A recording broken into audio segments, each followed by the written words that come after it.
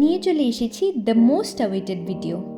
আমার স্টোরিতে photo video দেখে অনেকেই জানতে চেয়েছো আমরা কোথায় গেছিলাম আর কি করেছি। তো এই ভিডিওটা তোমাদের জন্য। হোমস্টেতে চেক ইন করেই আমরা চলে গেছিলাম একটা ওয়াটার অ্যাক্টিভিটি এক্সপিরিয়েন্স করতে। ওয়াটার স্পোর্টস বা অ্যাক্টিভিটিস আজকাল অনেক ফেমাস, প্রচুর টুরিস্ট প্লেসেসে এগুলো পাওয়া যায়। তবে এটা শুধু মেঘালয়াতেই পাবে তোমরা। আমরা করেছি রিভার ক্যানিয়নিং। এখন তোমরা অনেকেই ভাববে যে আমি না বুঝে ক্যানোয়িংকে ক্যানিয়নিং বলছি।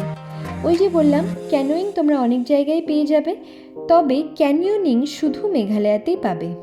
তো বেসিক্যালি রিভার ক্যানিয়নিং হচ্ছে নদীর ওপর দিয়ে ট্রেকিং। পাহাড় কেটে নদীর যে স্রোতটা বেরোয় সেই রাস্তা দিয়েই আমরা ট্রেক করেছি। এটা বর্ষাকালে নদীর জল বেড়ে গেলে বন্ধ থাকে, তবে এখনও এখানে সেরকমভাবে বৃষ্টি শুরু হয়নি বলে আমরা এটা এক্সপিরিয়েন্স করতে পেরেছি। আমাদের মধ্যে বেশিরভাগই সাঁতার কাটতে জানে না, তাই আমাদের লাইফ জ্যাকেট দেওয়া হয় আর 3 জন গাইডও দেওয়া হয়েছিল যারা কিছুটা ট্রেনিং দিয়েছে ট্র্যাক শুরু করার আগে। তারপর তো আমরা বেরিয়ে পড়লাম ট্র্যাকে। পাহাড়ের মাঝ দিয়ে সাঁতরে, rock sliding, cliff jumping, river walking, rappelling করে পৌঁছে গেছি আমাদের এন্ড পয়েন্টে।